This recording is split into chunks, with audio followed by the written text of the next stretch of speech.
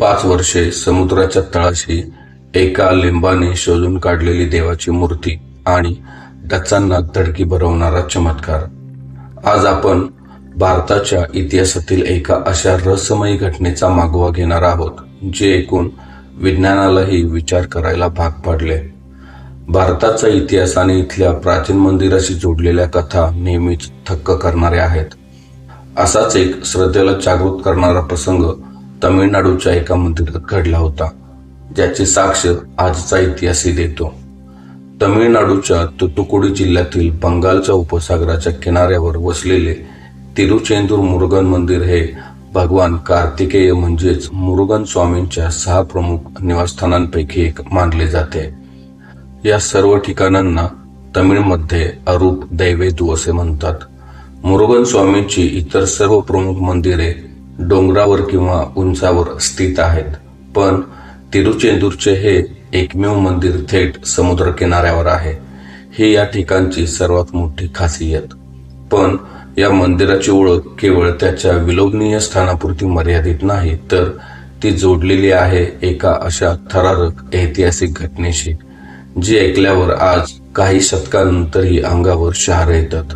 ही गोष्ट आहे 16व्या शतकात घडलेल्या एका ईश्वरीय चमत्काराची, ज्याने परकीय आक्रमकांचा अहंकार क्षणार्धात मोडून काढला होता. साधारणतः 1646 ते 1648 तो काळ असावा, जेव्हा भारतात डच ईस्ट इंडिया कंपनीने आपला शिरकाव केला होता आणि किनारपट्टीवरील भागावर ते वर्चस्व प्रस्थापित करत होते.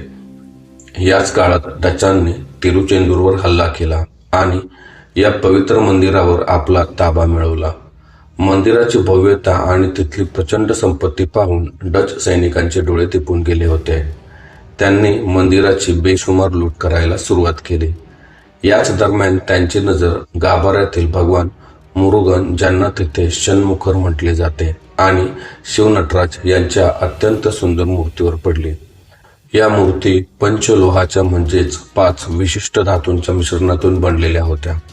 पण त्यांच्या सुबकतेमुळे आणि चकाकीमुळे डचांना वाटले की या मूर्ती चक्क सोन्याच्या आहेत. सोन्याच्या लालसेपोटी डचांनी त्या पवित्र मूर्ती आपल्या जहाजांवर लादल्या आणि ते समुद्रात रवाना झाले. खरं सांगायचं तर तमिळनाडूच्या आणि हिंदू धर्माच्या इतिहासातील तो एक अत्यंत काळा दिवस होता. भक्तांच्या डोळ्यातून अश्रू वाहत होते, पण ईश्वराची लीला काही वेगळीच होती. चोरलेल्या मूर्ती घेऊन डचांचे जहाज समुद्रात थोडे पुढे गेले असेल नसेल, तोच निसर्गाने आपले रौद्र रूप दाखवायला सुरुवात केली. दिवसाढवळ्या आकाशात काळे भोर ढग दाटून आले.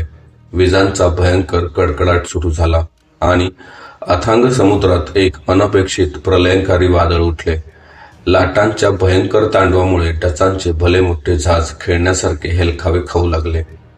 जोवर मूर्ती जहाजावर नव्हत्या तोवर समुद्र अगदी शांत होता, पण मूर्ती लादताच हा प्रलय आला हे पाहून डच खलाशांच्या आणि सैनिकांच्या मनात धडकी भरली. त्यांना खात्री पटली की आपण ज्या पवित्र मूर्ती चोरून आणल्या आहेत, हा त्याच देवाचा महाकोप आहे. आपला जीव वाचवण्यासाठी अत्यंत घाबरलेल्या डचांनी अखेर त्या जड मूर्ती अथांग समुद्रात फेकून दिल्या. आणि खरोखरच हा एक चमत्कारच होता की मूर्ती समुद्रात विसर्जित होताच काही क्षणातच ते रौद्रवादळ पूर्णपणे शांत झाले आणि समुद्र पूर्ववत झाला. डचांचे प्राण तर वाचले, पण मुरुगन स्वामींची ती अलौकिक मूर्ती अथांग सागराच्या तळाशी कुठेतरी गडप झाली. पुढील तब्बल 5 वर्षे भाविकांचे डोळे आपल्या आराध्य दैवताच्या मूर्तीसाठी आसुसले होते.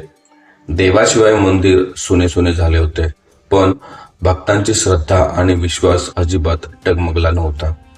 1653 मध्ये वडामालयप्पा पिल्लई नावाच्या एका परमभक्ताला आणि स्थानिक प्रशासकाला भगवान मुरुगन यांनी थेट स्वप्नात दृष्टांत दिला. देवाने त्यांना सांगितले की माझी मूर्ती समुद्राच्या तळाशी पूर्णपणे सुरक्षित आहे. तुम्ही समुद्रात जा, ज्या ठिकाणी तुम्हाला पाण्याच्या पृष्ठभागावर एक लिंबू तरंगताना दिसेल आणि अगदी त्याच वेळी आकाशात एक गरुड गिरट्या घालत असेल. बरोबर त्याच ठिकाणी पाण्याखाली माझी मूर्ती आहे. हा दृष्टांत ऐकून पिल्लई यांच्या अंगावर काटा आला. त्यांनी क्षणाचाही विलंब न लावता स्थानिक मच्छीमारांना सोबत घेतले आणि समुद्रात शोध मोहीम सुरू केली. देवाने सांगितलेले संकेत शोधत असताना खरोखरच एका विशिष्ट ठिकाणी त्यांना पाण्यावर एक लिंबू तरंगताना दिसले आणि वर आकाशात गरुड गिरट्या घालत होता. मच्छीमारांनी त्याच जागी खोल समुद्रात सूर मारला आणि आश्चर्य म्हणजे सलग 5 वर्षे खऱ्या अर्थाने वनवासात पाण्याखाली राहूनही अत्यंत सुरक्षित आणि सुबक असलेली ती मूर्ती बाहेर काढली.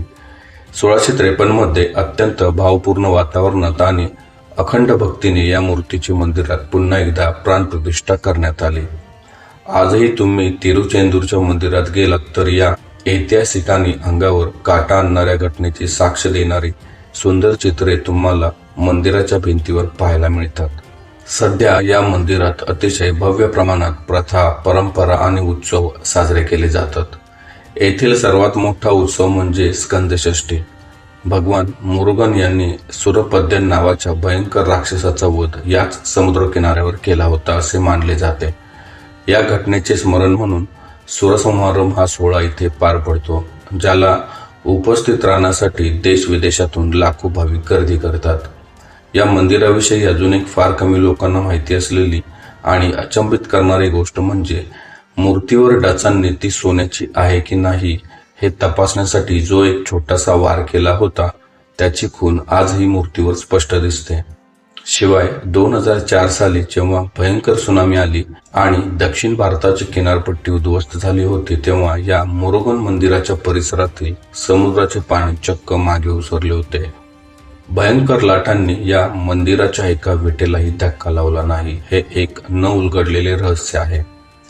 आजही बंगालच्या उपसागराच्या लाटा मंदिराच्या भिंतींना आदळून जणू देवाचे चरण स्पर्श करतात, पण कधीही मर्यादा ओलांडून आत येत नाहीत. तिरुचेंदूर मुरुगन मंदिराचा हा दैवी इतिहास, समुद्राच्या पोटातून परत आलेली मूर्ती आणि निसर्गाचे देवापुढे नतमस्तक होणे हे सर्व आपल्याला शिकवते की ईश्वरी शक्तीपुढे मानवाचा अहंकार टिकू शकत नाही.